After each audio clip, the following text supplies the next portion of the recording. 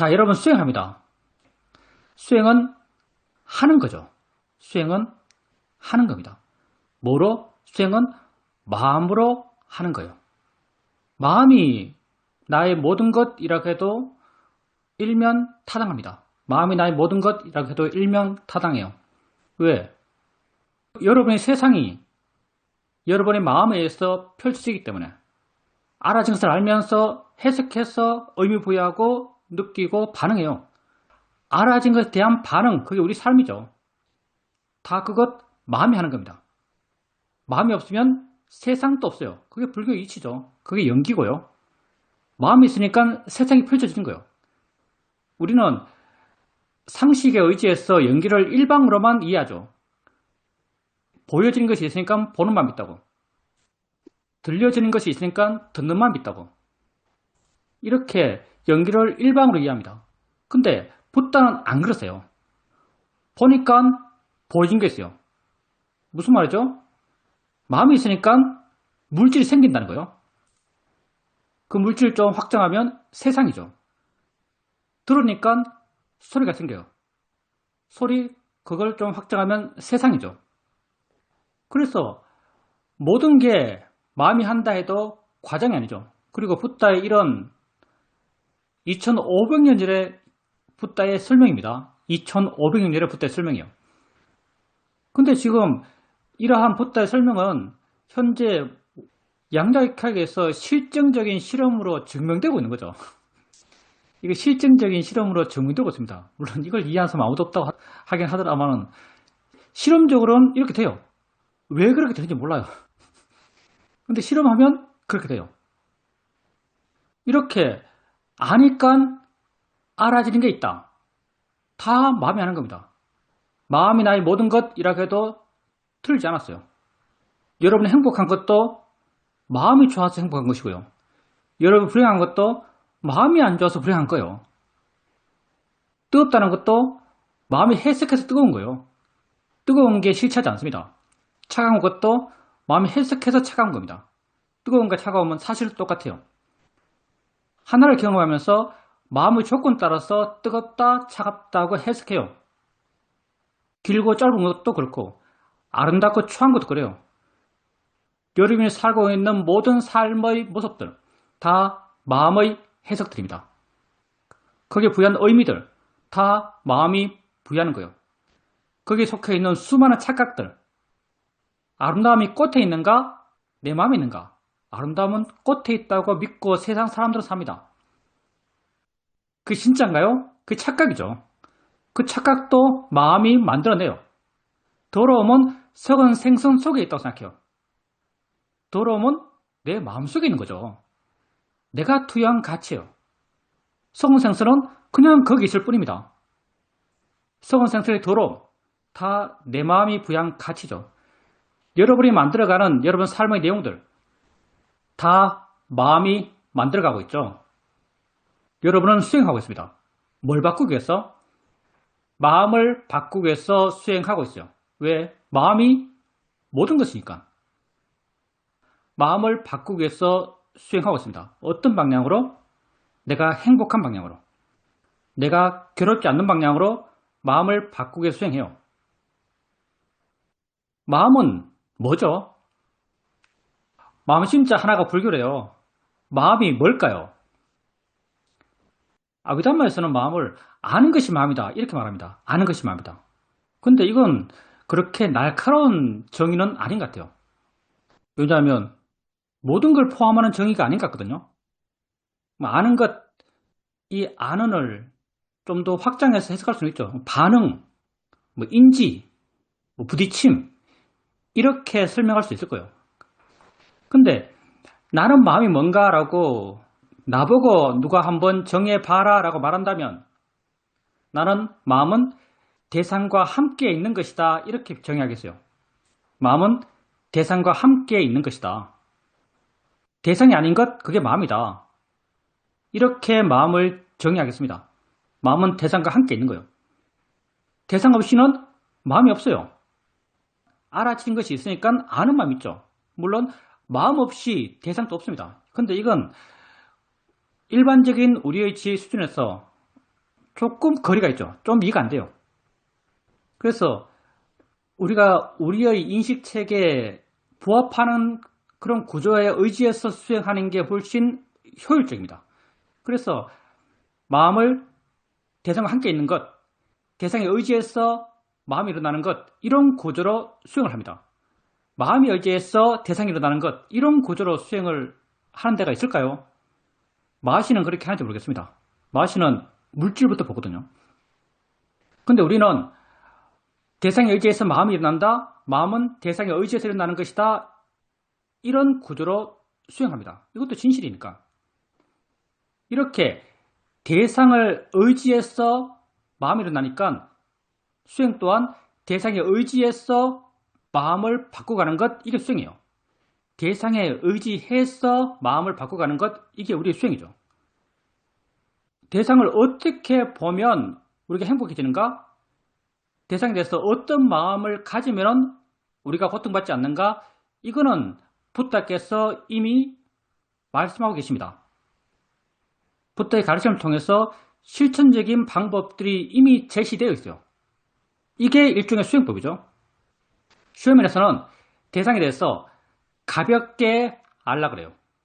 가벼울수록 바르게 안다 그래요.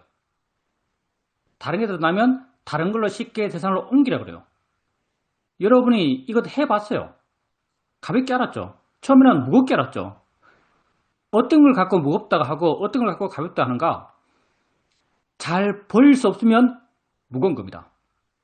엉덩이 느낌 알고 있는데 다음 코의 느낌이 드러났어요. 근데 코의 느낌으로 마음을 옮기려고 그러는데 잘 안 옮겨져요. 엉덩이 느낌에 껌딱지가 붙어 있는 것처럼 떼는 것이 억지스러워요. 이게 마음이 무거운 거죠. 마음이 무거움, 이것도 마음의 상태예요. 그러한 마음인 거죠. 근데 가볍게 알려고 그러고 멀어지려고 그러고 객관적이 되려고 그러고 멀리서 알려고 그러고 이런 수행적 노력을 통해서 조금씩 쉽게 떼져요. 쉽게 옮겨져요. 어떻게 되었기 때문에 쉽게 옮겨졌을까요? 마음이 변했기 때문에 쉽게 옮겨진 겁니다. 대상이 변했나요? 느낌은 그냥 느낌이에요. 소리는 그냥 소리예요. 잘 안 떨어졌죠. 잘 안 떨어졌는데 어느 순간부터 잘 떨어져요. 마음이 변한 거죠. 단순하지만 위대한 겁니다. 왜냐하면 행복을 향한 마음의 변화이기 때문에 고통받지 않는 방향으로의 마음의 변화이기 때문에 마음이 변했어요.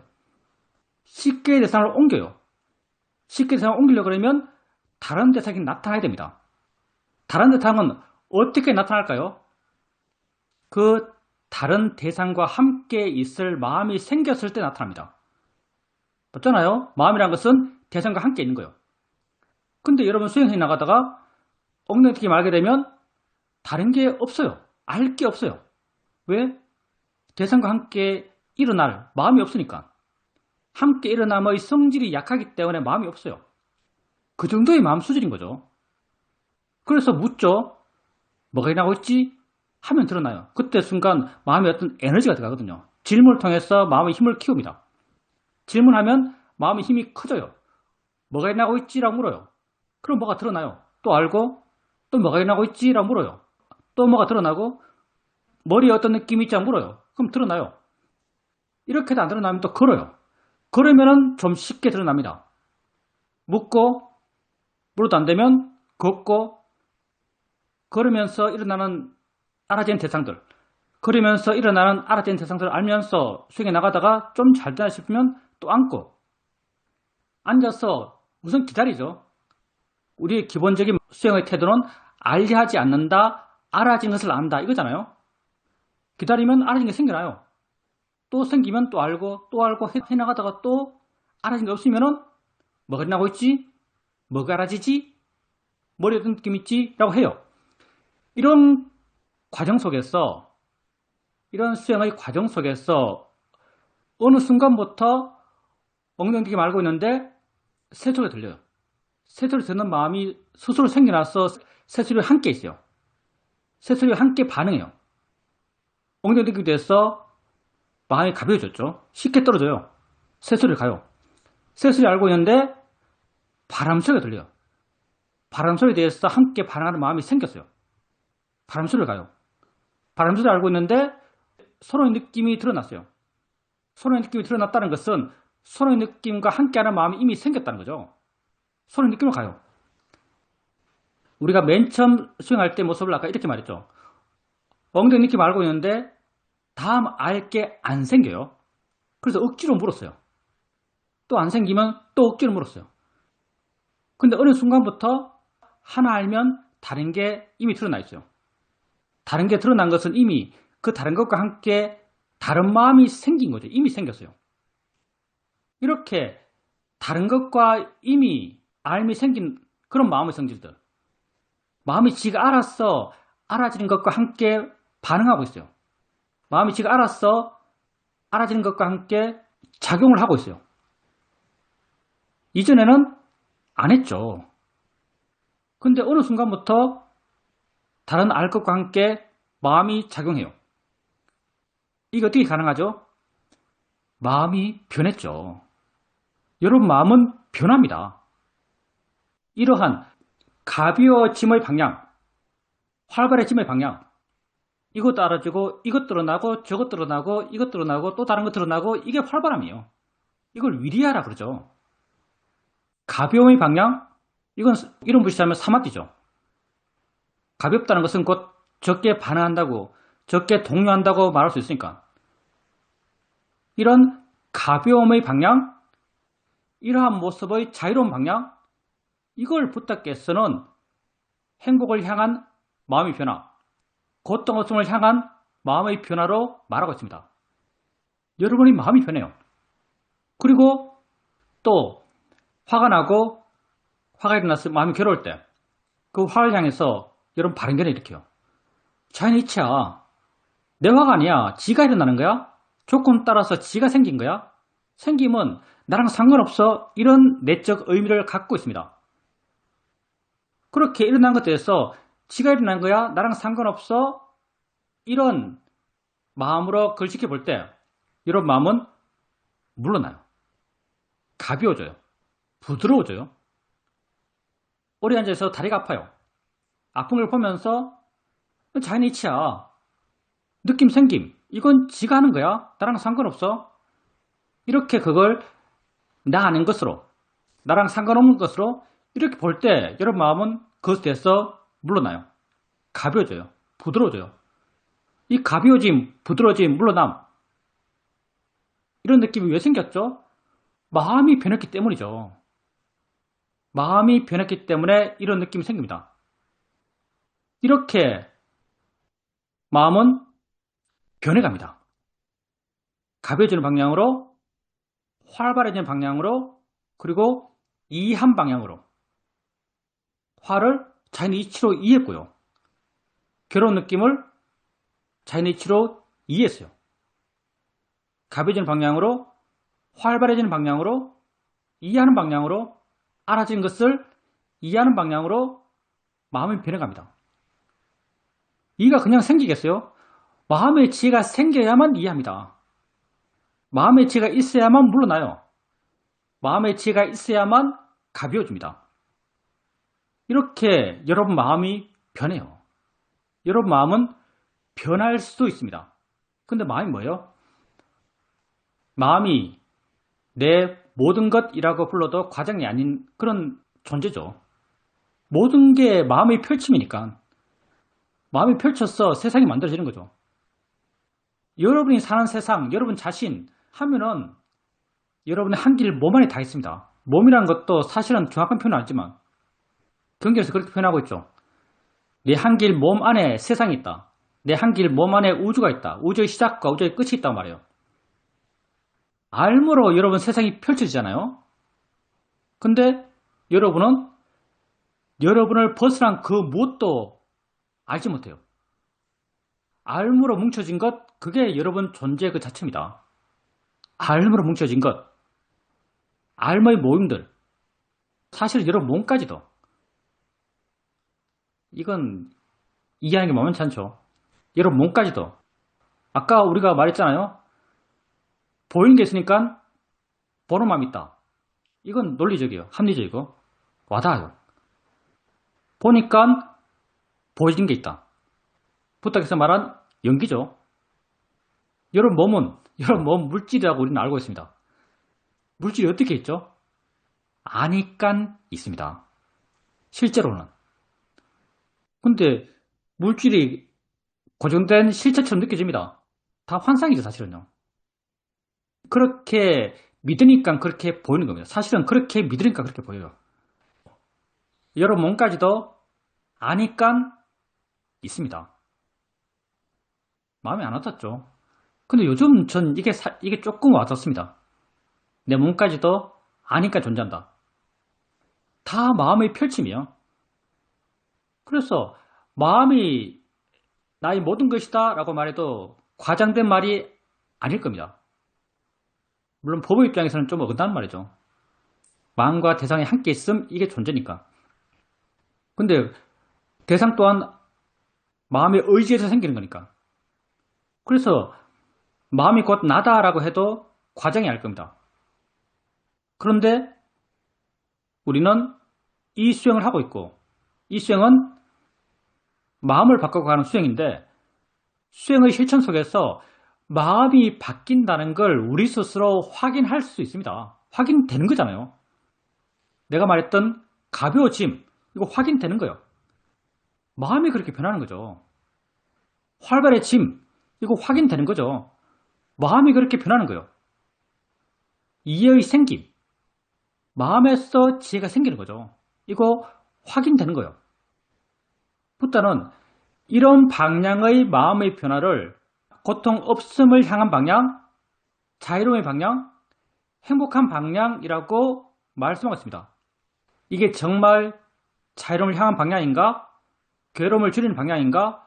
행복한 방향인가는 여러분 스스로 알아요. 수행의 과정 속에서. 이게 자유와 행복과 고통 없음의 방향을 향한 변화라고 여러분 스스로 알 수밖에 없습니다.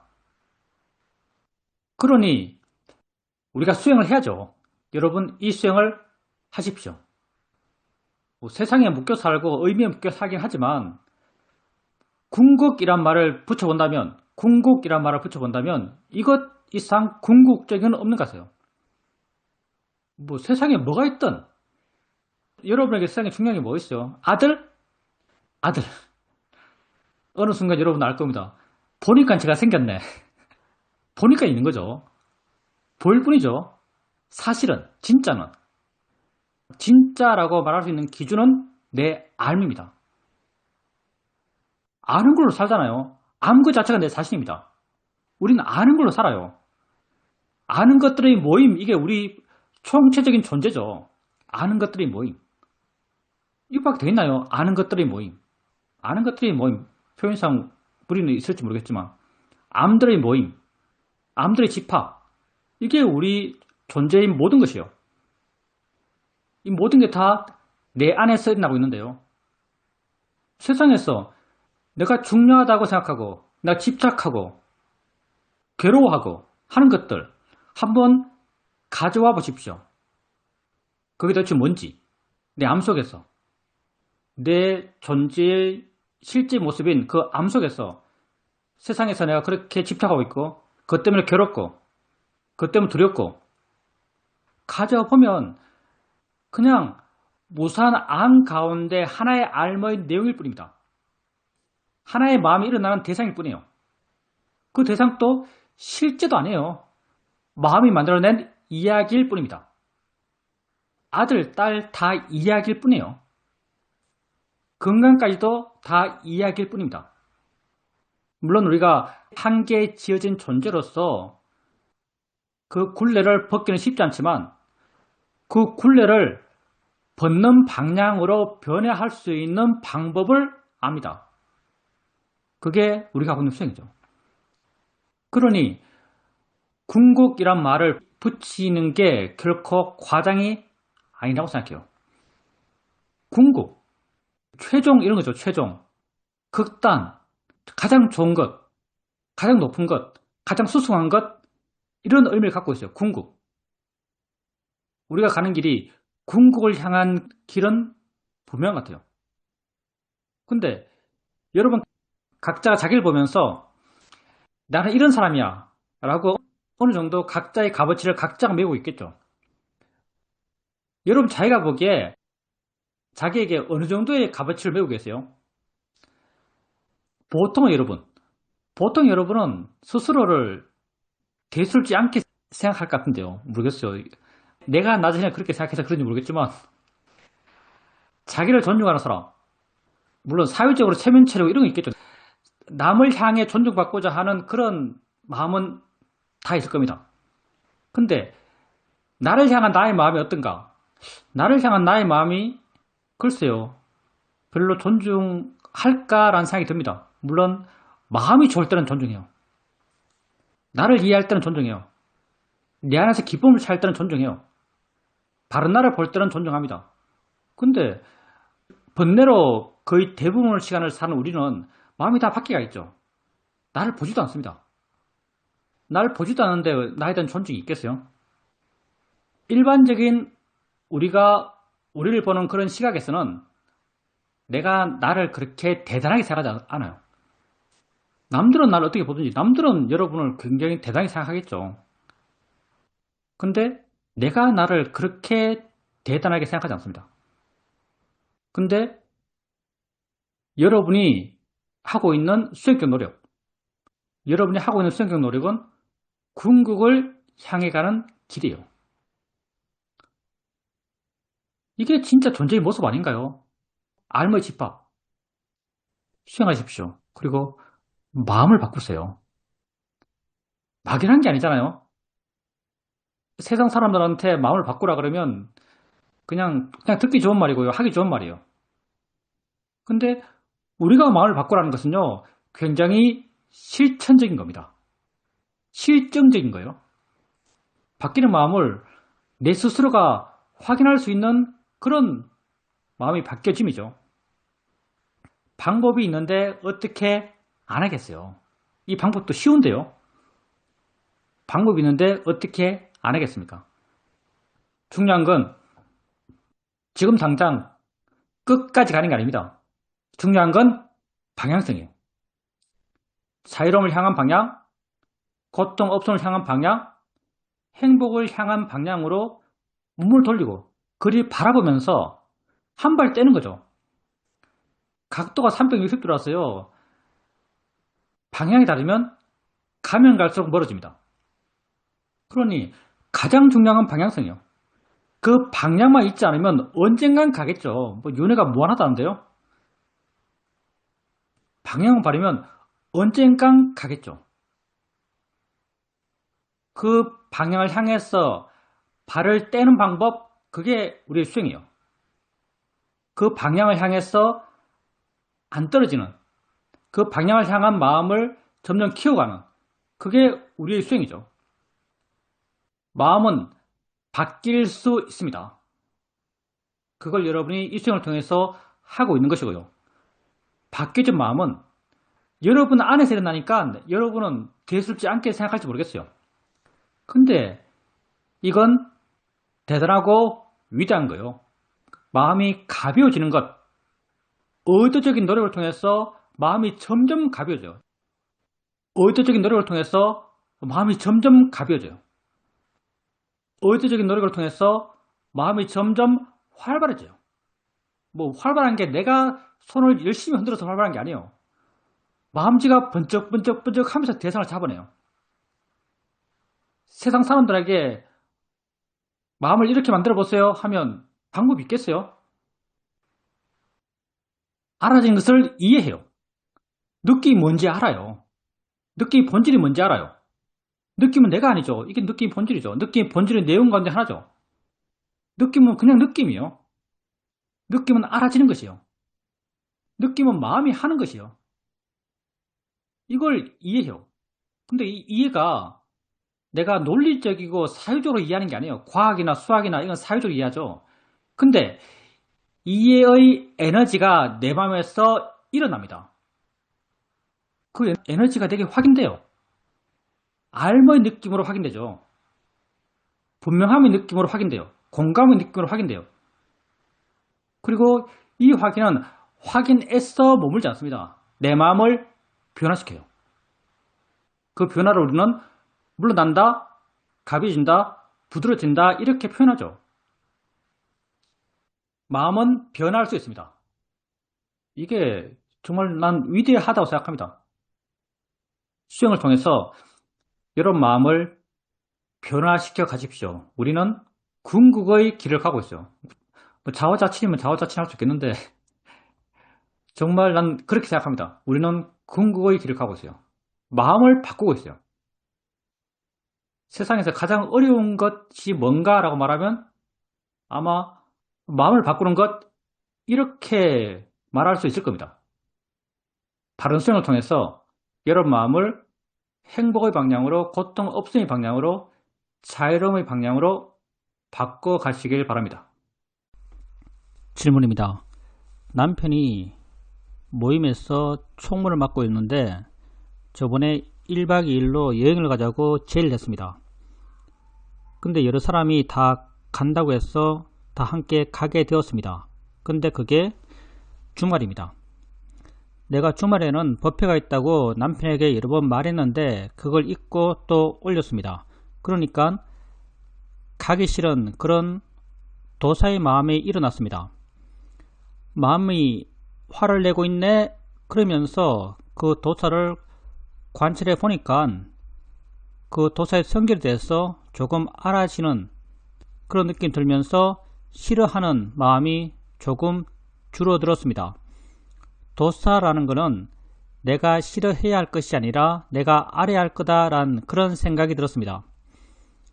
싫어하지 말고 자꾸 그걸 마주쳐서 해결해야 되지 않나 이런 생각이 들고 도사가 일어날 때마다 관심을 가지고 이렇게 보면 조금 편안하고 도사를 조금 볼 수 있게 되고 조금 이해하게 되면 좀 마음이 나아지고 그렇게 나가다 보면 조금씩 더 깊은 이해가 생기지 않을까라고 생각합니다.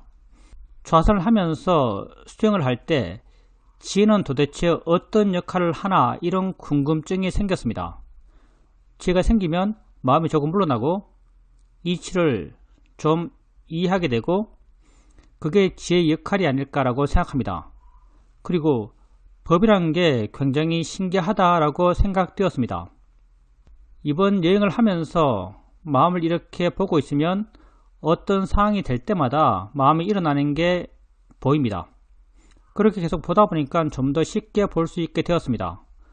어떤 상태가 될 때마다 마음이 어떻게 반응하는지 이걸 좀 알게 되니까 거기에 어떻게 해야 하는지에 대한 생각도 자연스럽게 생겼습니다.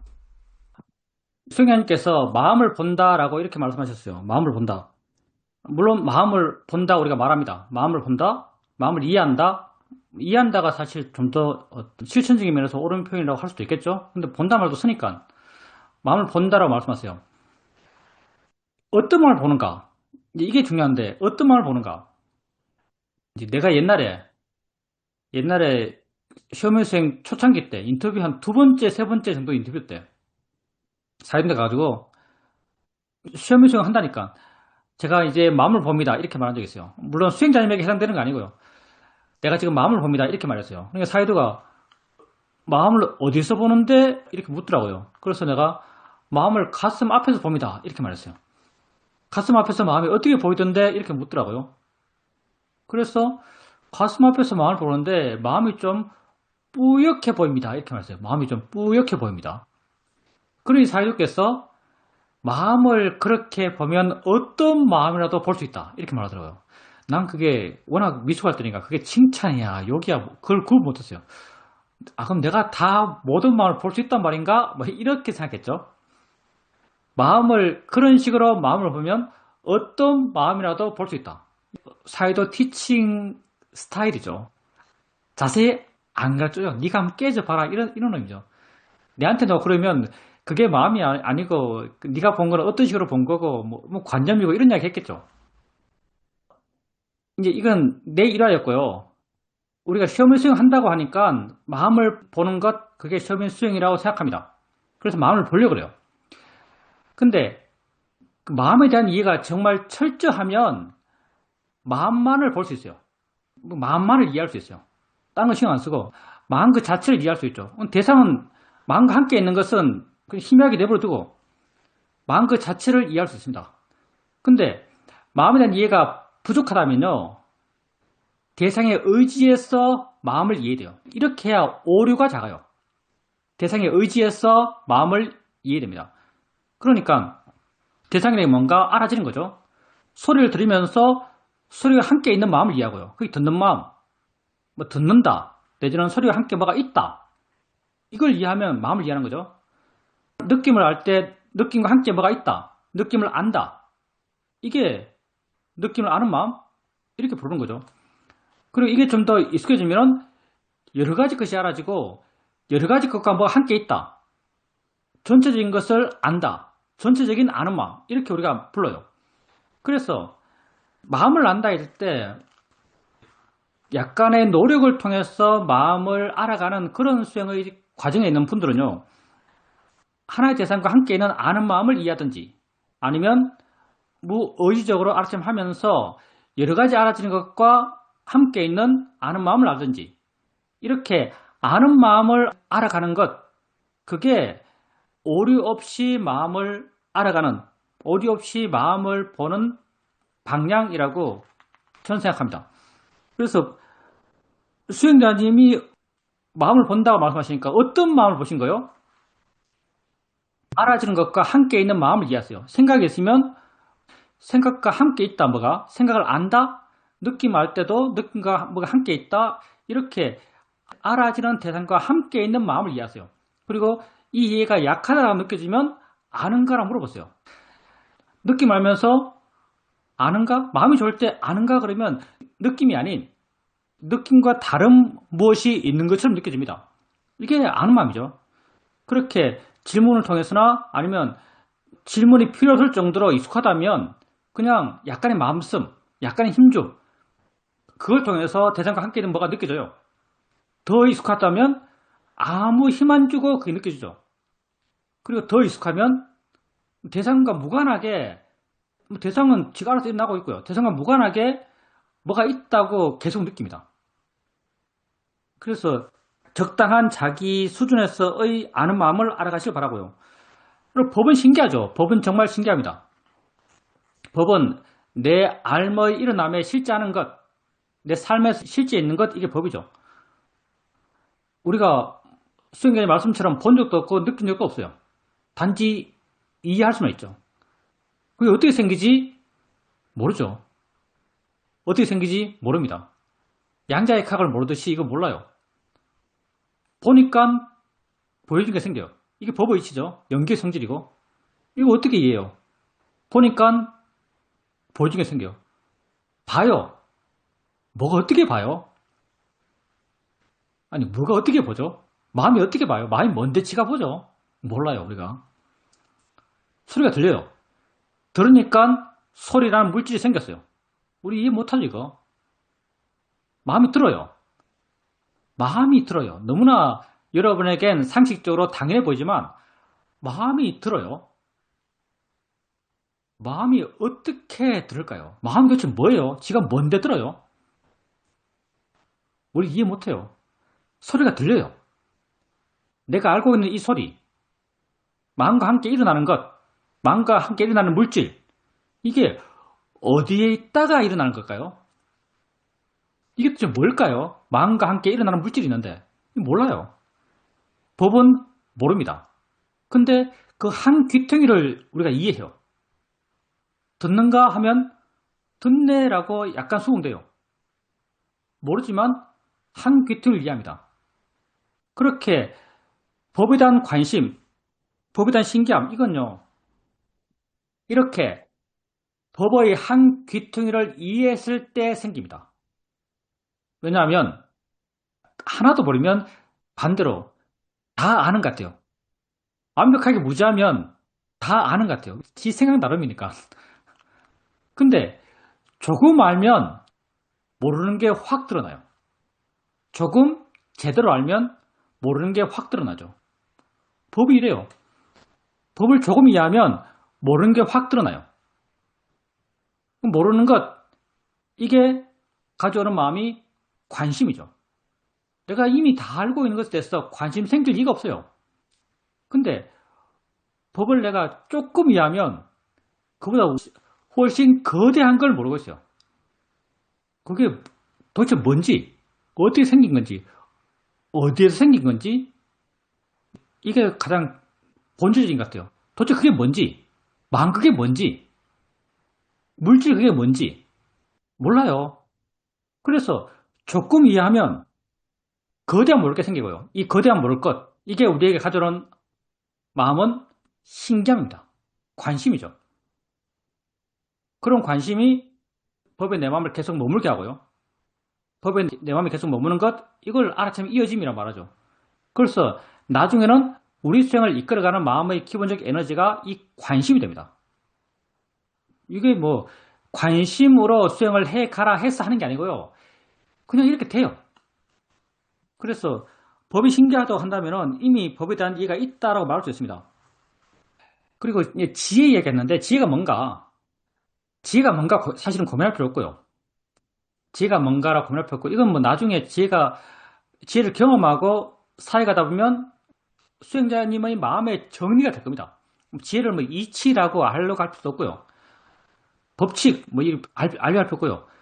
그냥 수행자님은 실천 수행에서는 뭐냐면요. 알아지는 대상을 이해하려고 하면 돼요. 그래서 느낌이 있을 때 이 자연의 이치인가? 이 정말 자연의 이치인가? 정말 나랑 상관없는가? 이 작용인가? 마음에 하는 건가? 이렇게 이해하려고 하면 돼요. 사실 이해하려고 할 때 이미 지혜가 있습니다. 그 지혜를 지혜다라고 느껴지지는 않겠죠. 웬만해서는. 근데 수행 실천을 하면 되는 거지 어떤 지혜라는 명제를 갖고 와서 이 지혜가 뭐구나라고 분석하고 뭐 이해하려 하고 그렇게 할 필요는 없습니다. 수행 실천에서 알아진 게 있고 그 알아지는 것을 이해하려고 하는 그런 노력을 하면 돼요. 이해하려는 방향은 이미 주어져 있죠. 자연이치야, 대상이야, 뭐 느낄 뿐이야, 소리일 뿐이야, 작용이야, 성질이야 이런 게 다 그 이해의 내용이 되겠죠. 이렇게 이해하려고 하면 되는 거지 그걸 갖고 분석적으로 접근할 필요는 없습니다. 지혜에 대해서. 그리고 그 남편하고 여행 간 이야기인데 도사가 생겨나요. 도사 생길 때 마음을 알아요. 그때 마음을 알 때도 마찬가지로요. 그냥 화가 있다라고 아는 것으로는 부족합니다. 화가 있다고 아는 것은 사실 관념적이에요. 작용이라고 알 때 법으로서 화를 아는 겁니다. 화가 화의 일을 하고 있어요. 도사가 화의 마음이 화의 일을 하고 있는 거예요. 그 일하는 작용, 일의 진행, 일의 과정, 이게 마음이죠. 하는 것, 이게 마음입니다. 모든 건 동사죠. 모든 건 과정이에요. 하는 것, 그게 마음이에요. 마음이 있어서 화내는 게 아니고요. 화내는 것, 그 자체가 마음이에요. 그래서 이렇게 화가 날 때, 마음이 한다라고 이해할 때, 그걸 작용으로서 작용의 방향을 갖고 관심의 에너지를 투사해야 돼요. 하는 것이거든요. 보는 것이고 아는 것이고 화도 내는 것이요. 내가 내는 게 아니고요. 화의 마음이 화의 일을 하고 있어요. 화의 일, 그게 화의 마음이죠. 그래서 작용이다, 화의 일을 하고 있다 이렇게 이해한다면 그 화를 법의 입장에서 바르게 이해하고 있다 이렇게 말할 수 있습니다. 질문입니다. 어떤 생각이 이전에도 가끔 일어났는데 이전에 그 생각이 일어났을 때 아주 주는 데미지가 컸습니다. 그런데 이번에 그 생각이 일어났을 때 그냥 쓱 보고 그냥 그렇게 지나갔습니다.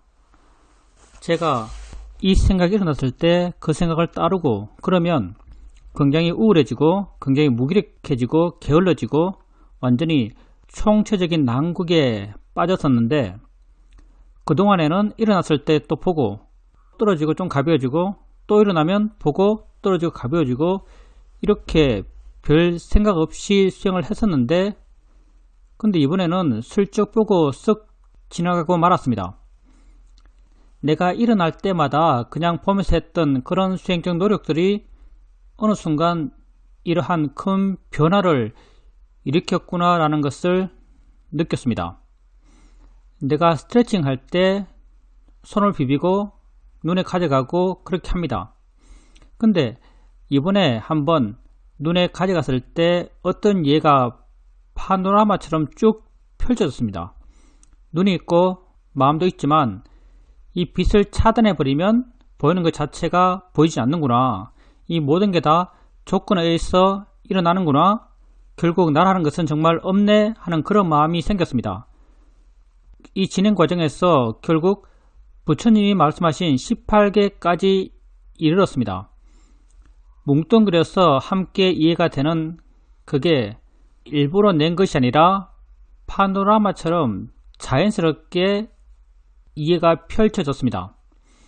모든 것이 조건 지어서 나타났다. 여기에 포커싱이 되니까 굉장히 자연스럽고 쉽게 받아들일 수 있고 그런 마음이 좀 더 견고해지고 하는 그런 느낌이 있었습니다. 최근에 제가 좀 아팠는데 엄지손가락이 굉장히 불편해서 파스 붙이고 따뜻한 물로 안정시키고 그렇게 했습니다. 근데 이게 또 굉장히 쑤시고 아팠습니다. 이걸 갖고 보면서 그냥 있는 거잖아 이렇게 해줬습니다. 그러니까 마음이 완전히 바뀌었습니다. 뚝 떨어져서 그 있는 느낌조차 별로 느껴지지 않고 그냥 있는 걸로 이렇게 별로 개의치 않는 그런 자유로운 마음이 되었습니다. 또 어떨 때는 아픈 것에 집착하고 또 붓게 되니까 내용적으로 마음이 확산되고 이런 변화가 너무나 흥미로웠습니다. 그리고 감기도 좀 왔었는데 콧물 감기가 좀 심하게 왔습니다. 내가 손에서 한 경험을 그대로 적용했는데 이거 있는 거잖아 라고 하니까 그 감기가 더 이상 내게 어떤 충격을 주지 못했습니다. 그것으로부터 떨어졌고 마음이 그것에 대해서 더 이상 개의치 않고 자유로워졌습니다. 그런 변화들이 굉장히 흥미로웠습니다. 그런 변화들이 굉장히 흥미로웠고 신기한 느낌이 들면서 진짜 있다는 게 뭐지? 이런 마음도 함께 생겼습니다. 손가락이 아프다라고 한다면 우리가 아프다라고 표현할 때 이미 마음에 화가 있어요. 화가 아픔을 정의하는 거죠. 근데 그렇게 화가 아픔을 정리할 때 화가 만약 계속된다면 아픔에 대해서 마음은 점점 예민해져요. 그 예민해지는 것 이게 뭐냐면 계속 아픈 거예요. 마음이 계속 거기 예민해졌으니까 계속 아픔이 확인되고 화가 더 커져가고 더 아파지고 이렇게 되는 거죠. 그런데 왜 수행자님에게 그 아픈 게 잘 인지되지 않는가 하면 화가 없기 때문이죠. 화가 없어요. 화가 없으면은 마음이 그렇게 주목하잖아요. 주목하지 않으면 아픔이라 표현했던 어떤 느낌이 있을 수 있어요. 계속. 근데 우리에게 느낌은 이것만 있는 게 아닙니다. 엉덩이 느낌, 손의 느낌, 귀의 느낌, 저 소리, 이 소리. 우리에게 알아지는 게 무수히 많아요. 그 무수한 것 가운데 단순한 하나가 돼요. 그게 싫어할 때는 아주 두드러지죠. 다른 것보다 훨씬 강해 보여요. 근데 싫어하지 않으면 이게 사실 내게 어떤 느낌을 주는데 이게 사실 느낌이라면 지금 내가 앉아있을 때 앉아있는 엉덩이가 눌려서 느끼는 이 느낌보다 클 수가 없어요. 안 그렇겠어요? 그럼 이게 알아지겠어요? 이거 안 알아집니다. 화가 있기 때문에 알아지는 거지 화 없으면 다른 것도 알 거 많아요. 내가 군대에 있을 때 기관을 큰 총이요. 내가 육공사수였기 때문에 총 쏘다가 왼쪽 귀를 다쳤죠. 뭐 한 3일 동안 소리가 우웅 울리면 들었어요. 근데 그 뒤부터 계속 내 귀에 이명이 있어요. 이명을 확인하면 이명은 커요. 계속 이명이 있거든요. 근데 내가 이명을 아는가 알고 사는가 하면 이명을 모르고 살아요. 그 이야기 들으니까 다시 주목돼서 한번 들어본 거예요. 평소에 이명을 모르고 삽니다. 왜 모르는가? 화가 안 나니까. 화가 없기 때문에 이명이 안 느껴지는 거예요. 근데 어떤 사람이 만약 이명이 있는 것, 이게 뭐 내 몸의 부족함이고 자기 몸에 대한 집착이 강해서 이명에 대해서 고치려고 그러고 맨날 병원 다니고 병원 다니는 게 나쁘다는 건 아니고요. 병원 다니고 이명 고치려는 의지가 더 강해지고 고치지 않았을 때 화도 더 커지고 만약에 이런 사람이 있다면 이런 사람은 하루 종일 이명을 듣고 살 겁니다. 왜? 하루 종일 화가 나 있을 거니까. 물리적인 뭐는 일어나고 있을 거예요. 물리적인 고마워 진동 이런 거 있을 수 있겠죠. 근데 화 안 나면 엉의 느낌과 동등한 수준이에요. 바람 소리랑 이명이랑 동등한 대상으로서의 무게죠. 눈 뜨고 보고 있는 저 벽과 이 이명의 소리는 동등한 무게를 갖고 있는 알아듣는 대상이에요. 이명이 내용이 없기 때문에 별로 주목 안 해요. 그래서 마음에 안 가는 거죠. 화가 없으면 그건 그냥 수많은 알아지는 것 가운데 하나가 됩니다. 그게 내용이 그렇게 특별한 내용이 없다면 우리가 주목 안 해요. 주목 안 하면 없는 거죠. 일어나긴 일어나요. 물질적인 뭐가 있다면 일어나긴 일어나겠죠. 근데 우리가 일어나는 모든 것을 알지는 않습니다. 마음은 지가 알지 모르겠어요. 근데 우리는 주목하는 것만 알아요. 그래서 수행자님에게 그 손가락의 아픔이 알아지지 않는 거죠. 그리고 그 스트레칭 할 때 눈을 감으면 아무것도 안 보이고 눈을 뜨면 세상이 보여요. 눈의 깜빡임 이게 조건이 되는 것이고 펼쳐지는 것은 세상이 변하죠. 조건 따라 뭐가 생기는 조건 따라 알미 펼쳐지는 거예요. 그런 이해가 있다면 아마 그때의 경험에 대해서 관심이 있을 거고요. 신기하다 이런 느낌이 있을 수 있어요. 그렇다면 바른 수에 가는 마음이다 라고 생각돼요. 근데 이건 저의 생각이죠. 이건 저의 생각인데 수행자님께서 이제 이론적 전개, 지혜의 내용의 전개일지도 모르겠습니다. 조건 따라 생겼구나, 연기로서의 진화, 그리고 세상 18개까지 다 존재의 모습들을 설명하는 거죠. 삶이 18개의 알무로서 이루어져 있구나. 이렇게 지혜의 내용의 분화, 전개가 돼요. 근데 다시 말하지만 저도 잘 모르는 게 많기 때문에 근데 이럴 수 있다는 것, 그러니까 내 의지가 약한 마음에서 의지가 약한 마음, 현재 머물러 있는 이 마음이 이런 식의 전개를 하는가? 아니면 의지 있는 마음이 이런 식의 전개를 하는가? 난 의지 있는 마음이 이런 식의 전개를 한다 생각해요. 내용 있는 전개. 연기, 이것이 저것이 있다. 뭐 12연기, 18개, 어떤 이런 내용 있는 전개. 내용 있는 전개는 자연스럽지 않다. 이게 내 생각입니다. 내용 있는 전개는 자연스럽지 않다. 그러면 자연스러운 게 뭔가? 순전히 내 입장이에요. 내 입장이 자연스러운 게 뭔가? 내 순간의 경험에 대해서 관심이 깊어져 가는 것. 뭘까란 관심이 깊어지면서 그냥 현재에 머무는 것. 이 현재를 해석하는 게 아니고 이게 연기지, 이게 일어남이지, 이게 조건이지, 이게 18개지 이런 내용을 갖고 와서 내가 알고 있는 내용을 갖고 와서 지금 현재 경험을 해석해 가는 것. 이게 자연스러울까? 물론 자연스러울 수도 있을 것 같기도 해요. 근데 내가 이해한 내 경험적인 것을 기반해서 말해 본다면은 내 제한적인 경험과 내 이해 바탕에서 말해 본다면 그냥 현재 몰면서 더욱더 경이로워하는 더욱더 관심 있어 하는 더욱더 모름을 확인하는 그렇게 머물러 있는 이게 제 마음, 지 스스로 길을 가면서 전개되어 나가고 있는 그 순간의 모습이 아닐까 생각해요. 근데 내가 알고 있는 교학적 지식들 그런 걸 갖고 와서 이 어떤 상황을 설명하는 것 그건 인위적이다? 내 입장입니다. 인위적이다? 의지적이다? 인위적이고 의지적이면 또 내가 들어가죠. 내용에는 항상 나의 의지가 있어요. 관념에는 항상 내 의지가 들어갑니다. 그래서 18개 이런 내용적 전개 이게 그렇게 자연스러운가 라고 한다면 그렇지 않을 수 있다고 생각하고요. 그리고 옛날에 날 괴롭혔던 생각 옛날에 날 괴롭혔던 생각이 일어나요.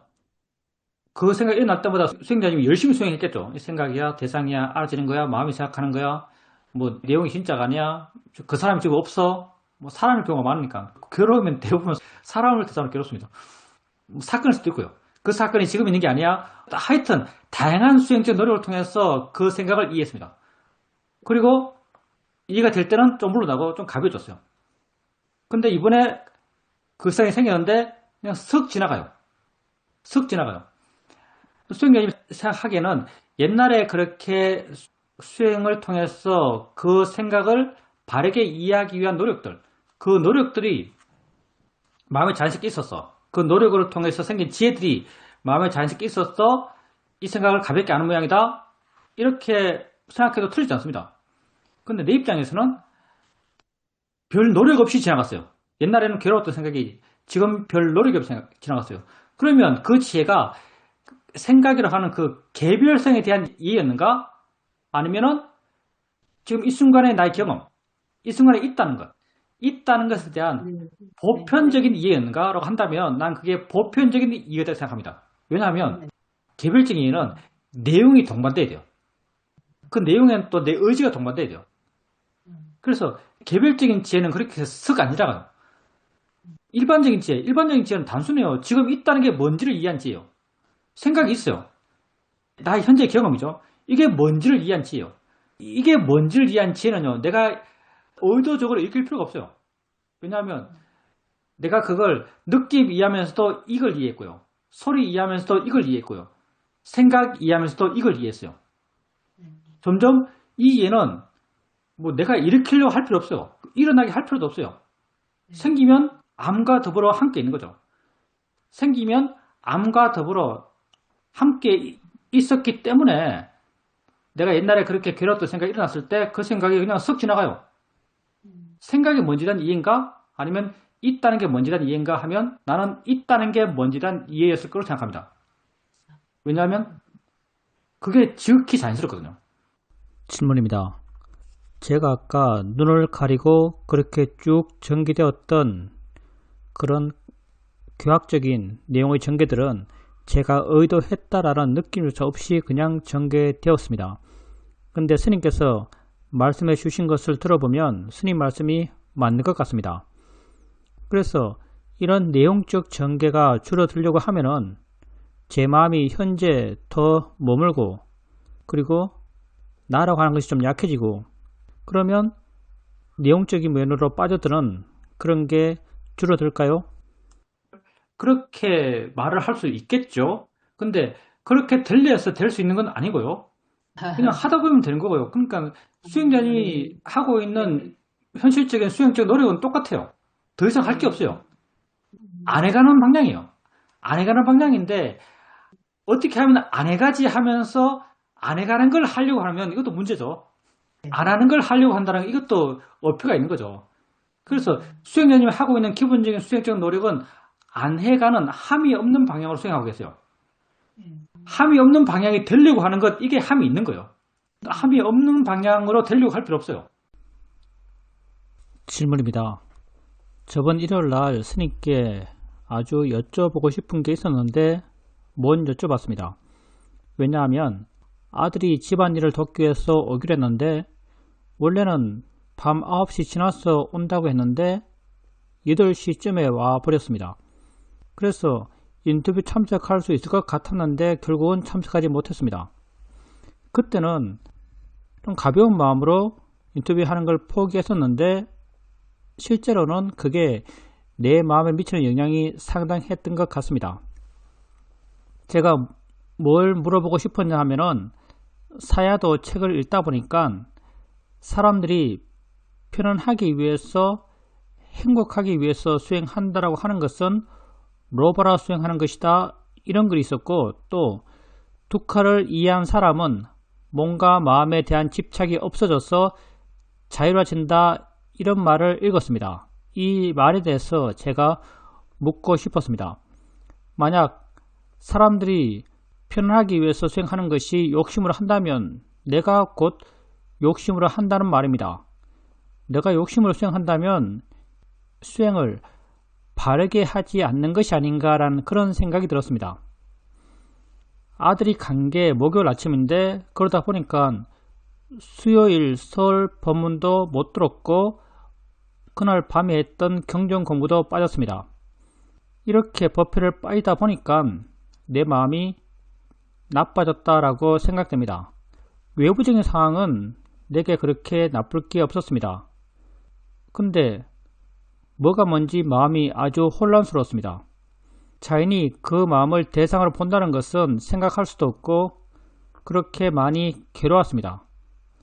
그래서 알게 된 것이 내가 수행을 한다는 것이 나에게는 이 번뇌의 늪에 빠지지 않게 하는 하나의 징검다리 같은 것이구나 라는 생각을 하게 되었습니다.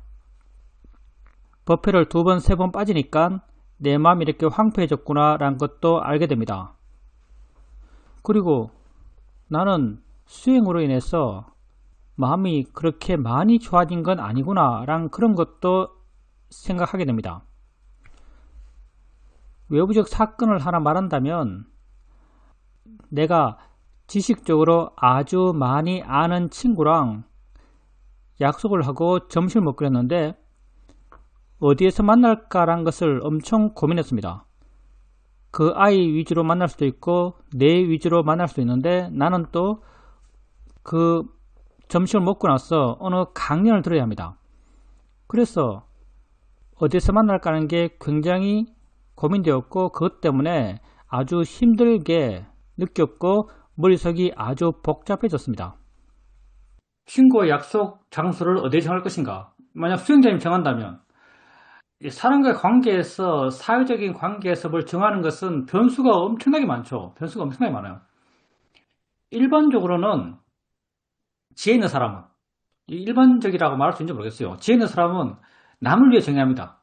남 편한 곳에 정해요. 남 편한 곳에 정하는데 이제 수행자님 같은 경우는 몸의 불편함 있잖아요. 약간의 몸의 불편함. 약간의 몸의 불편함도 고려해야죠. 그래서 수행자님이 자기 몸의 불편함에 대해서 난 이렇게 하는 게 적당하겠어. 적당한 선이 있을 거니까 이것도 선이 있잖아요. 일종의 엄청 고차방 형식이에요. 수행자님이 정하고 있는 자기 몸 컨디션에 대한 어떤 한계치, 조건 이런 게 있어요. 만약에 자유로운 마음으로 어떤 번뇌 아닌 사실이 그러니까 이런 사실에 기반해서 내 편한 대로 정했을 때 좋은 마음으로 정했다면요. 좋은 마음으로 정했다면 정하고 나서 미련이 없을 거예요.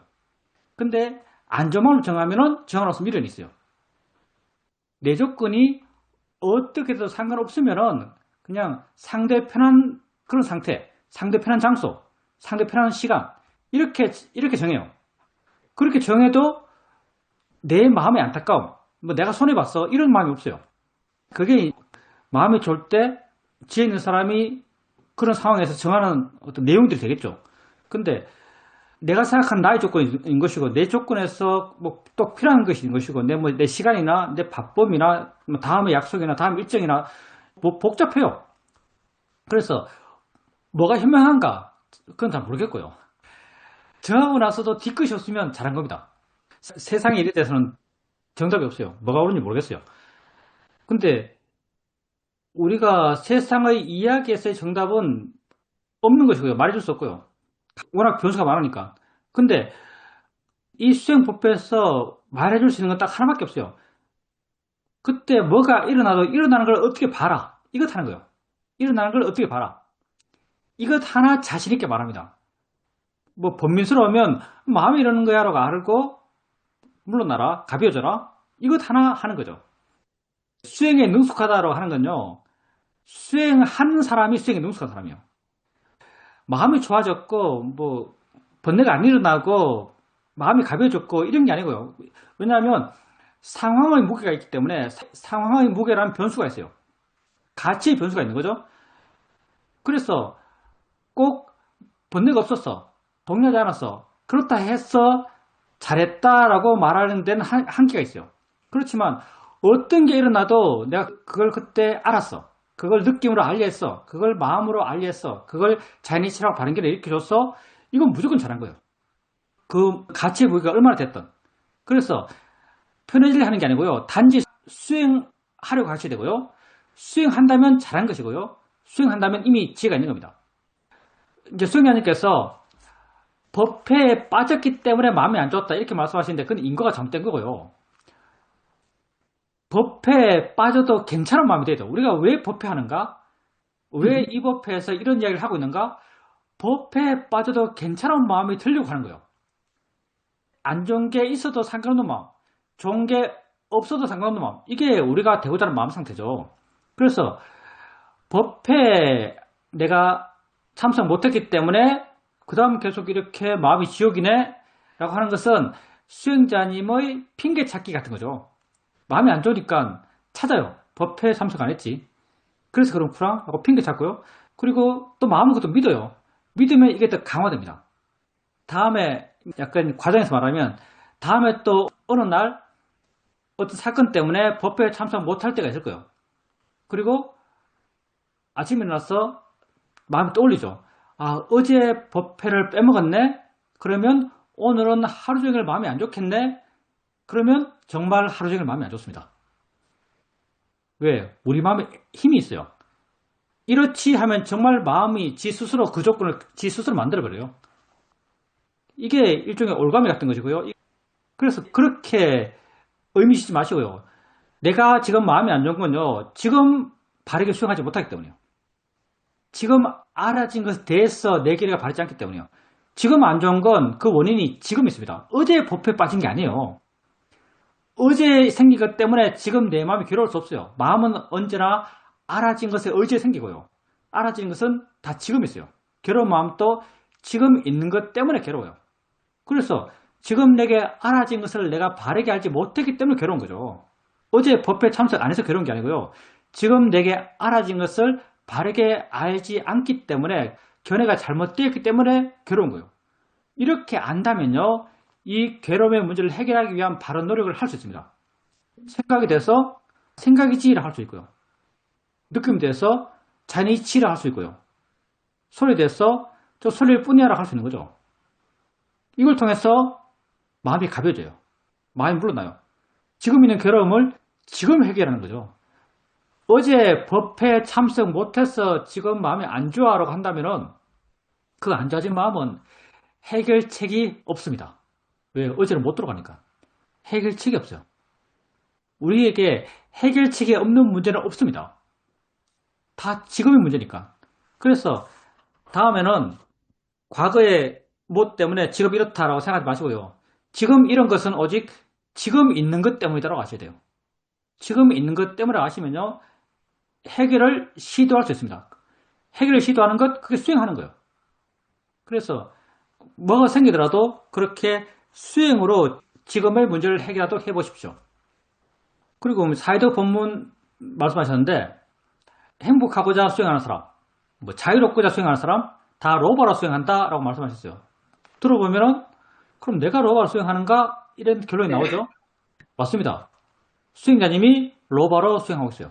그러면 나는 로바로 수행하는 게 아닌가? 라고 한다면 나도 로바로 수행해요. 우리 다 로바로 수행합니다. 수행해서 뭔가 좋아질 거야 라고 생각해서 하는 거 아닌가요? 좋아질 거야? 그게 로바죠. 그러니 우리가 다 로바로 수행해요. 욕계에 사는 우리가요. 갖고 있는 가장 기본적인 에너지는 욕심입니다. 욕심을 수행해요. 욕심을 수행하는 게 문제가 안 돼요. 단지 수행하는 방법이 욕심을 줄이는 거예요. 욕심으로 시작하지만 수행하는 방법이 욕심을 줄이는 거예요. 그래서 욕심을 시작하지 말아라 라는 것은 우리에게 무의미하고요. 수행을 바르게 해라 이게 우리에게 유의미해요. 수행만 바르게 하면 됩니다. 그럼 욕심 줄어요. 그래서 행복하기 위해서 수행하는 것, 그 욕심을 수행한다 맞는 말입니다. 그런데 별로 문제가 안 되는 말이에요. 사실은 모든 수행자가 성인 아닌 모든 수행자가 이 에너지를 수행해요. 단지 수행의 과정에서 욕심이 줄어들어요. 내가 줄어드니까 마음이 물러나니까 마음이 자유로워지니까 수행 과정에서 욕심이 줄어듭니다. 그렇게 욕심을 줄여가는 거죠. 지혜를 통해서 욕심이 줄어들어요. 수행을 시작하는 그 시작점에서 욕심 때문에 수행하는 것이 문제다라고 생각할 필요 없어요. 그리고 두카를 이해한 사람은 뭐 자유로워진다? 두카를 이해한 사람은 집착이 없어져서 행복하다? 이렇게 말해요. 괴로움이잖아요. 두카가 괴로움이요. 이게 우리가 알고 있는 기본적인 두카죠. 괴로움. 근데 두카의 근본적인 의미는 뭐냐면요. 무엇에 대한 괴로움인가 하면 존재에 대한 괴로움입니다. 우리가 고통을 팔고 이야기해요. 팔고가 뭐 생로병사 그리고 얻으려 하는데 못 얻는 것, 사랑하는 사람과 헤어지는 것, 미워하는 사람과 함께 있는 것, 미워하는 사람과 함께 있는 것 이게 팔고에 들어가요. 엄청나게 큰 고통입니다. 미워하는 사람과 함께 있는 것. 그리고 마지막이 집착하는 온이 괴로움이요. 집착하는 온이 괴로움이요. 이게 마지막이 다른 모든 괴로움을 포함하고 있어요. 사실 이게 괴로움의 궁극적 의미요. 집착하는 온이 괴로움이요. 그러면 집착하는 온이 괴로움인데 집착하는 온에 뭐가 들어가는가? 지혜가 여기 들어갑니다. 행복이 여기 들어가요. 뭐 신심이 여기 들어가요. 알아차림이 여기 들어가요. 다 들어갑니다. 내 존재에 있는 것, 있다고 말하는 모든 것이 여기 들어가요. 우리가 성인이 아니니까. 우리에게 여기 안 들어가는 게 없어요. 그러니까 내 존재 전체가 집착하는 온이에요. 내 존재 전체가 두카예요. 그러니 두카를 이해한다는 게 무슨 말인가 하면요. 내 존재 전체가 괴롭다가 아니고요. 사실 괴롭다는 표현은 엄청 안 좋아요. 두카에게 있어서는. 의미 없다, 뭐 가치 없다, 계속 있게 할 필요 없다, 지겹다. 난 이걸 지겹다고 표현했죠. 지겹다. 이런 식이죠. 정 떨어진다. 이런 식이요. 이게 두카를 이해한 거예요. 당연히 두카를 이해하면 자유롭죠. 두카를 이해하면 욕심이 없죠. 다 욕심도 다 내가 있으니까 생기는 거잖아요. 그래서 이런 존재의 두카, 존재의 고, 이걸 존재의 고 이렇게 말합니다. 존재의 고를 이해한 사람은 자유롭죠. 행복하죠. 왜냐하면 존재의 고는 정말 무한히 자유로워요. 우리가 자유롭지 않은 것은 나에 대한 집착이 있기 때문이죠. 근데 내게 있는 모든 것에 정이 떨어졌어요. 그 순간 무한한 자유를 느낍니다. 경전에서는 그걸 혐오라 그래요. 염오, 혐오 이렇게 말해요. 경전에서는. 싫어하는 혐오가 아니에요. 싫어하는 혐오가 아니고요. 일종의 무의미의 혐오, 억지스러운 표현입니다. 무의미의 혐오 이런 거예요. 싫어하는 혐오가 아닙니다. 이게 두카를 이해한 거죠. 사실 이게 만만치가 않습니다. 두카를 이해하는 거. 우리 시오미 사이드께서는 이런 말을 했어요. 존재의 고를 이해한 마음은 자연스럽게 열반을 향한다. 이런 말을 했어요. 존재의 고를 이해한 마음은 자연스럽게 열반을 향한다. 열반은 존재하지 않는 것이거든요. 존재하지 않는 것 하는 표현이 좀 이상한데 존재의 고를 다르게 표현하면 조건 지어진 것에 대한 고예요. 이게 상카라죠. 이때 존재는 조건 지어진 것, 연기하는 것이거든요. 조건 지어진 것에 대한 고예요.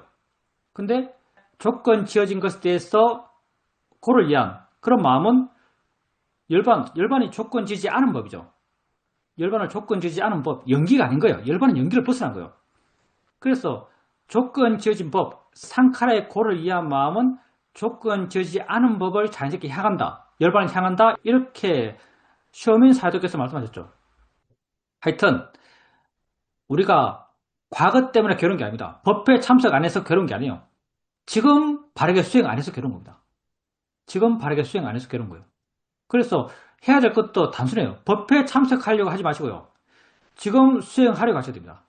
법회 참석하지 않아도 아무렇지 않은 마음이 되기 위해서 법회 참석하는 거예요. 질문입니다. 잠자기 전에 오늘 하루를 이렇게 훑어보다가 정말 이렇게 최선의 것을 알고 있는데 과연 그렇게 살았나 하고 스스로 자문해 보니까 왠지 좀 저 바닥을 치는 그런 못 미치는 느낌이 들었습니다.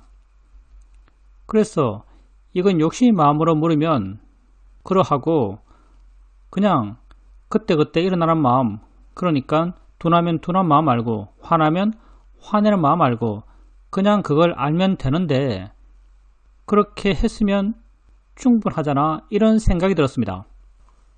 마음의 방향성은 내가 의식을 하든 하지 않든 그렇게 작용하고 있다라고 느껴지긴 합니다. 대상이 붙기도 하고 떨어지기도 하고 하지만 그런 걸 아는 느낌이 있습니다. 잠들기 전에 내가 오늘 최선의 삶을 살았는가 이걸 자기에게 물었는데 아 그래 내가 오늘 최선의 삶을 살았어 라고 답할 사람은 아무도 없을 겁니다. 왜? 왜 없을까요? 최선의 삶이 확인되는 게 아니에요. 최선의 삶을 정의하는 것은 욕심이에요. 욕심을 만족시켜줄 것은 세상에 아무것도 없습니다. 최선의 삶이 있어요. 어떤 게 있는가? 최선의 삶이 내게 알아질 때 최선의 삶이 있는 거죠. 그래서 막연하게 하늘 보면서 오늘 나 최선의 삶을 살았는가? 하면은 당연히 안 살았죠. 왜? 모든 게 관념이거든요. 근데 어떨 때 내가 스스로 내가 최선의 삶을 산다라고 확인되는가? 화났을 때 화를 알면서 마음이잖아. 마음이 하네라고 이해하고 마음이 물러날 때, 그때 내가 스스로 그 순간의 삶을 최선의 삶이라고 정의하지 않더라도 마음은 그 순간의 삶을 최선의 삶이라고 인정합니다. 그게 뭐냐? 바른 나에 대한 확인, 그래 살고 있는 자기에 대한 긍정, 이게 최선의 삶에 대한 인정이죠. 이렇게 확인되는 거죠. 내게 지금 그 내용이 하나도 없는데 머릿속으로만 최선의 삶을 살았나? 라고 하면 당연히 없죠. 그러니까 최선의 삶이라는 것은 모든 게 다 그렇듯이 암과 동반할 수 있습니다. 그리고 최선의 삶이라는 것은 내가 인정하는 마음의 어떤 일어남이요. 내가 긍정하는 긍정의 마음이죠. 나를 긍정하는 긍정의 마음. 이게 최선의 삶을 인정하는 내 마음이요. 내가 어떨 때 나를 긍정하는가? 수행할 때, 바를 때, 발음을 실천할 때, 지혜가 확인될 때, 옳음이 내게 확인될 때, 그때 내가 나를 긍정합니다. 그때 내가 나를 긍정한다 했을 때 내가 이렇게 말해요. 말은 이렇게 해요. 근데 사실은 내가가 아니고요. 마음이 조건되니까 긍정의 마음을 스스로 일으킵니다. 긍정의 마음이 지 스스로 조건돼 생겨나요. 그게 내가 확인하는 내 최선의 삶이죠. 그래서 최선의 삶을 그렇게 관념 속에 찾으면요. 불만만 쌓입니다. 그렇게 하지 마시고요. 현재 내가 살고 있는 내 삶의 바른 노력을 통해서 자연스럽게 일어나는 노력한 자기에 대한 긍정하는 마음. 그게 내가 발견하는 최선의 삶을 살고 있는 나의 모습이요. 그리고 이게 점점점 쌓여가면서 우리가 자기 자신을 더 사랑하게 됩니다. 왜? 바른 난데요. 내가 확인하는 게 바른 나예요. 바르게 말하고 바르게 행동하고 바른 마음이 되고 바르게 이해하고 진리를 알아가고 바른 나를 발견해요. 그러니 바르게 살고 있는 나에 대해서 내가 긍정하지 않을 수 없는 것이고요. 바르게 살고 있는 나에 대해서 내가 의지하지 않을 수가 없어요. 이렇게 의지하는 것, 이게 자등면이고요. 그래서 최선의 삶을 우리가 통시적 이야기했죠. 통시적으로 찾지 마십시오. 오직 현시적인 것만 존재해요. 그러니까 최선의 삶을 현시적으로 찾으십시오. 질문입니다. 요즘은 마음이 밖으로 나갔다가도 지금 현재 여기에 머무는 것, 내 안에 마음을 두는 것, 이런 것들이 좀 익숙해져 가니까 돌아오는 것도 좀 빠른 것 같고, 예전에는 돌아오더라도 뭔가 좀 무거운 것을 안으로 끌고 왔는데 요즘은 그냥 가볍게 새로 시작하는 그런 느낌이 있습니다. 얼마 전에 제가 대학병원에서 진단을 받고 큰 수술은 아니지만 수술을 해야 된다 이런 이야기를 들었습니다. 방법은 그것밖에 없다 이런 이야기를 들었습니다. 저는 좀 중요한 문제라고 생각해서 결론을 내지 않고 가족들과 이야기해 봐야 한다고 생각하고 카톡으로 이렇게 소통을 하는데 그 결과 마음에 도사가 좀 올라왔습니다. 도사가 올라온 걸 보니까 어떤 마음의 패턴이 있습니다.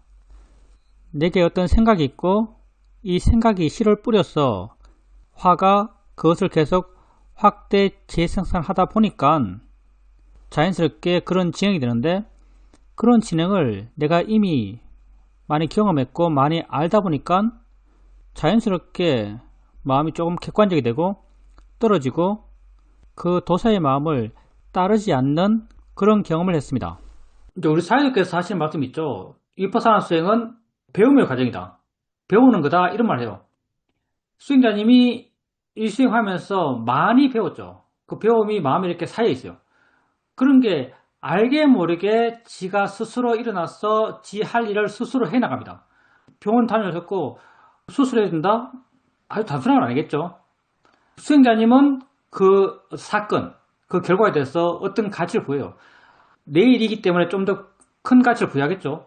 가족들한테 카톡으로 알리죠. 알리는데 가족들의 반응이 내가 생각하는 반응이 아니겠죠. 기대감을 갖고 카톡 보냈는데 내가 생각했던 반응이 아닌 거예요.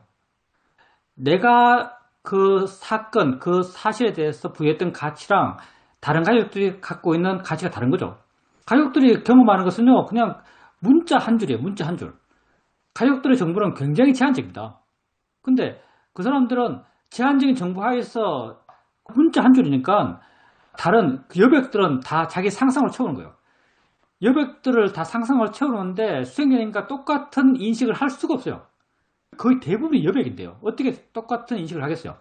그래서 수행자님과 다른 생각을 하는 게 당연한데요. 수행자님 마음은 이미 정해졌기 때문에 그렇게 다른 생각, 다른 가치, 다른 무게를 두는 그런 반응에 대해서 마음이 화가 나는 거죠. 이미 수행자님이 자기의 상황에 대해서 이런 가치를 뒀기 때문에 고통받을 준비가 되어 있는 거예요. 가치 부여하면 이미 고통받을 준비가 되어 있어요. 다른 사람의 반응에 대해서 마음이 고통받아요. 이까지는 자연스러워요. 근데 그 고통이 생겼을 때 수행자님이 고통을 알고요. 인상적인 것은 마음에 공간이 느껴져요.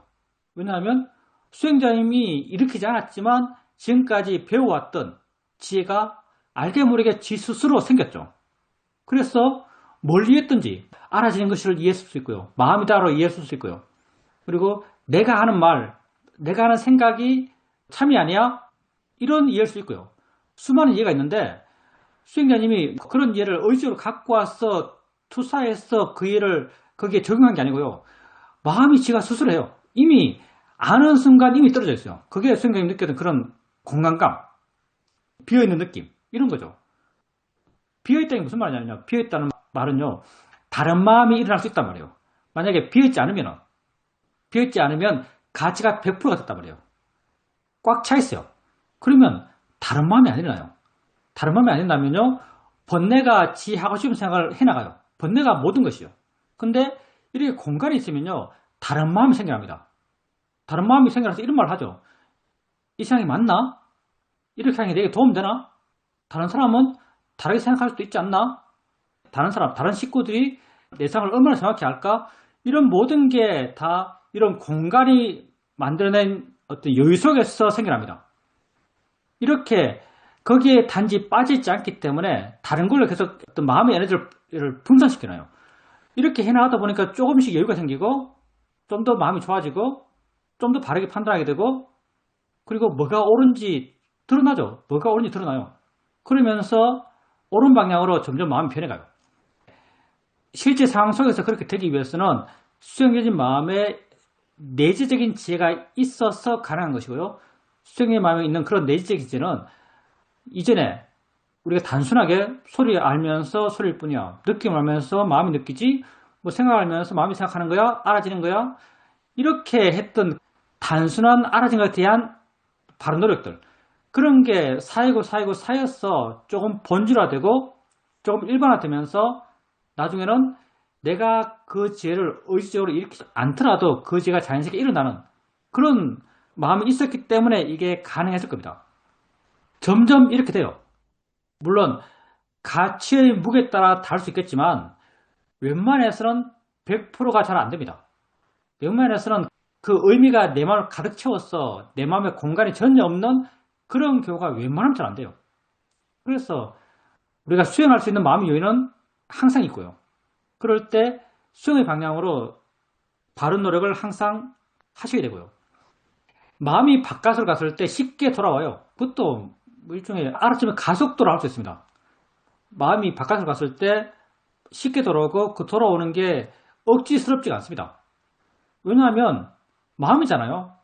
사실은 마음이 나를 떠난 적은 한 번도 없습니다. 떠난 것처럼 느껴질 뿐이에요. 그러니 돌아온다고 느끼지만 사실 돌아오는 것도 없어요. 원래 안 떠났으니까. 원래 안 떠난 마음을 원래 있는 그 자리에서 다시 느끼는 거죠. 그래서 이게 특별한 노력도 필요 없고요. 그냥 마음 돌림, 약간의 힘씀, 자기 확인, 다양하게 말할 수 있겠는데 그런 단순한 마음씀으로 현재로의 마음 돌림, 내게로의 마음 돌림이 자연스럽게 됩니다. 원래 마음이 날 안 떠났어요. 원래 마음이 날 안 떠났기 때문에 사실은 더 능숙해지면 세상의 삶은 세상의 삶대로 적당히 살지만은 마음은 영원이라는 말은 내가 지금 이 순간 내가 할 말은 아니지만 영원히 날 안 떠날 수 있습니다. 영원히 날 떠날 수가 없는 마음이에요. 마음이라는 건 원래 영원히 날 떠날 수가 없는 거예요. 근데 원래 그러한 것이 그렇게 되죠. 나중에는 원래 그러한 것이 그렇게 될 거예요. 착각 아닌 상태로 살게 될 겁니다. 나중에는 마음이 나갔다는 것은 다 착각이에요. 다 바르게 알지 못한 거죠. 근데 나중에는 착각 아닌 진실의 상태에 몰면서 우리가 살게 될 겁니다. 마음은 한 번도 나를 떠난 적이 없어요. 그래서 원래대로 돌아온 거죠. 원래대로 돌아온 거니까 별로 힘이 안 듭니다. 착각이 아주 심하게 빠지면 원래대로 돌아오는 게 힘들어요. 근데 수영에게서 원래대로 돌아오는 훈련을 워낙 많이 하셨기 때문에 이 원래대로 돌아오는 게 익숙하고 쉽고 무리가 없죠. 마음이 자기를 안 떠나는 그게 점점 길어지고 점점 번질화되길 바랍니다. 질문입니다. 제가 전에는 이제 좌선을 하려고 앉을 때 오늘은 좀 잘해봐야지 이런 마음으로 시작을 하곤 했습니다. 이게 너무 목표 지향적이라서 제가 요즘은 그렇게 하지 않고 아무 생각 없이 그냥 일단 앉아서 시작합니다. 이렇게 해봐야지 저렇게 해봐야지 하는 생각을 안 하고 그냥 좌선만 하려고 그렇게 하고 있습니다. 이렇게 하다 보면 처음엔 좀 들뜨고 그저 그런 마음으로 시작했다가 어느 순간에 갑자기 마음이 확 밝아진다라고 그렇게 느껴집니다. 그러면 현재 있다 이게 느껴지고 그런 상태가 되면 또 알게 되는 것이 내 몸에 긴장이 확 풀어지면서 내 몸에 긴장이 있었구나 라는 것도 알게 됩니다. 근데 문제는 언제나 그게 오래가지 않는다는 것입니다. 그러면 관심을 가져보자 이런 생각을 하면서 이게 어떻게 했지? 어떻게 이렇게 되지? 이렇게 관심을 가져보려고 합니다.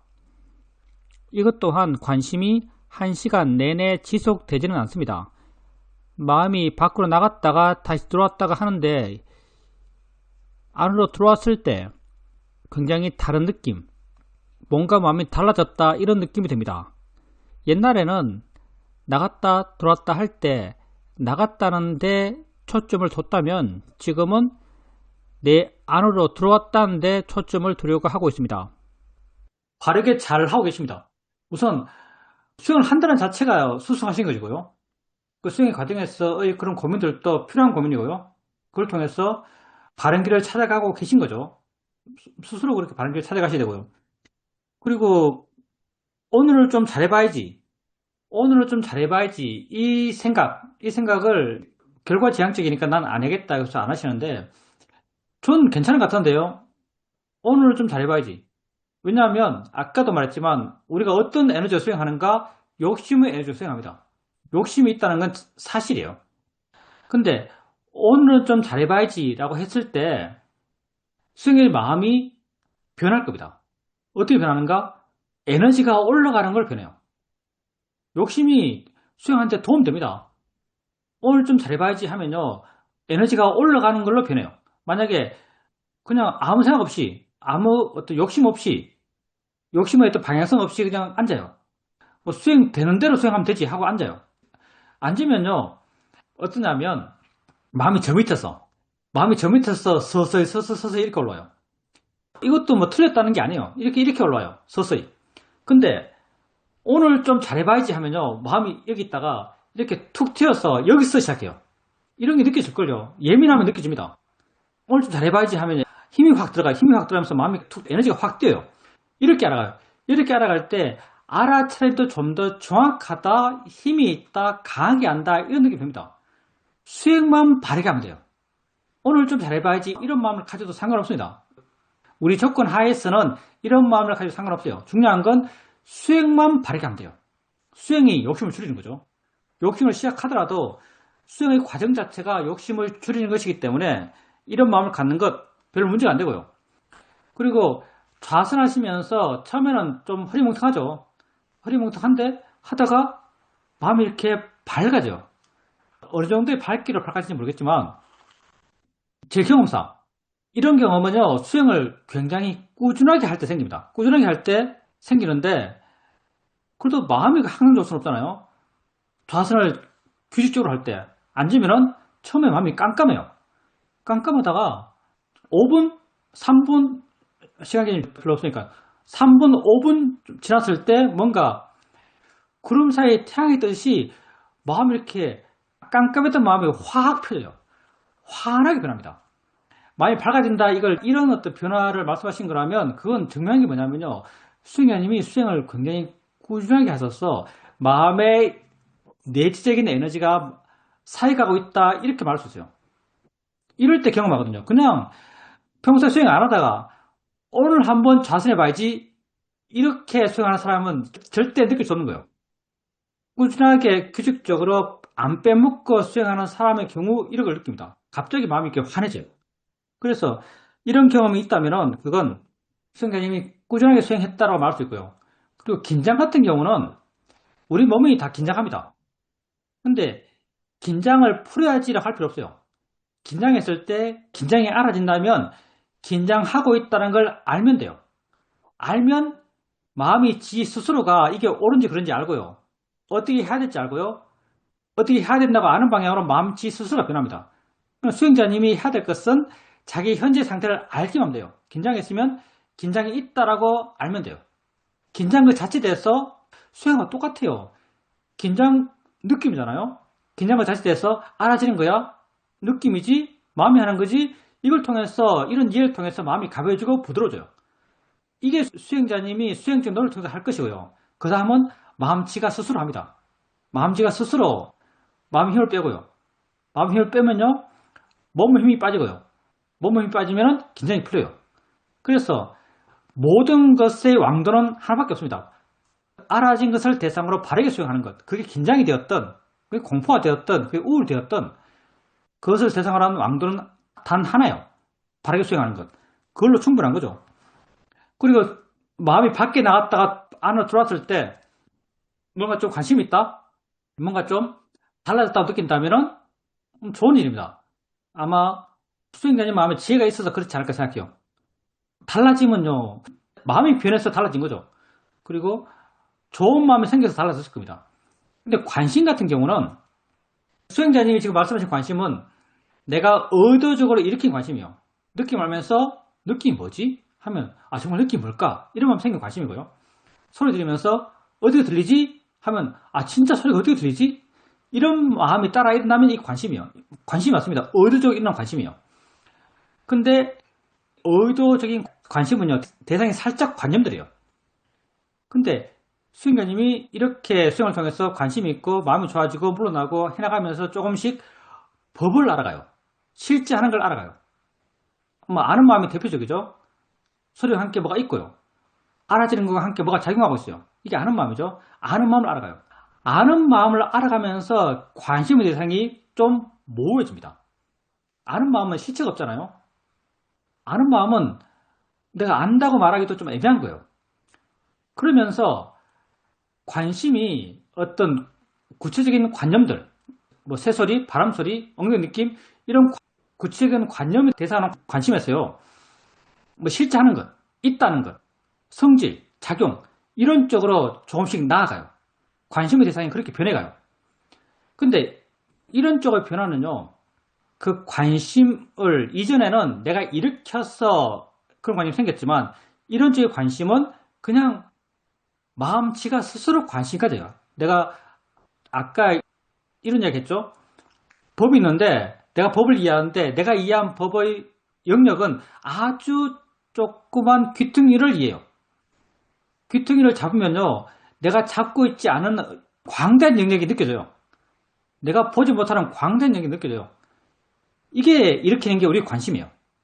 내가 지금 알지만 모른다는 게 명확해요. 뭔지 모르겠어요. 알기 때문에 모른다는 게 느껴지는 거예요. 이건 내가 그걸 경험하고 있고 경험하고 있는데 모른다는 건 저절로 확인되는 거예요. 나의 어떤 그런 노력이 아니고요. 그냥 그게 사실이니까. 모르는 게 사실이니까. 그래서 관심이 그냥 생겨나요. 이게 내가 일으키지 않아도 저절로 있는 관심이고요. 저절로 있는 관심은 내용이 구체적인 게 아니에요. 느낌이 뭐지? 소리가 뭐지? 이런 게 아니고요. 그냥 뭐지예요. 그냥 뭐지? 뭐야 이거 도대체? 이걸 나는 물음표 에너지 이렇게 말하죠. 물음표 에너지. 그냥 관심의 에너지가 마음에 있게 됩니다. 법을 이해해 나가면 법을 향해 생기는 관심은요. 그냥 관심의 에너지가 내 마음에 있게 돼요. 근데 법은 점점 일반화되죠. 소리 있음에서 소리 그것도 관념이에요. 뭐가 있어요. 느낌이 있으면 그 느낌이 관념이에요. 느낌이라고 이름 지으면 관념이에요. 뭐가 있어요. 생각이 있으면 생각이라고 이름 지으면 관념이에요. 그냥 뭐가 있어요. 관심은 그 뭐가 있는 것에 대한 관심이에요. 존재에 대한 관심이죠.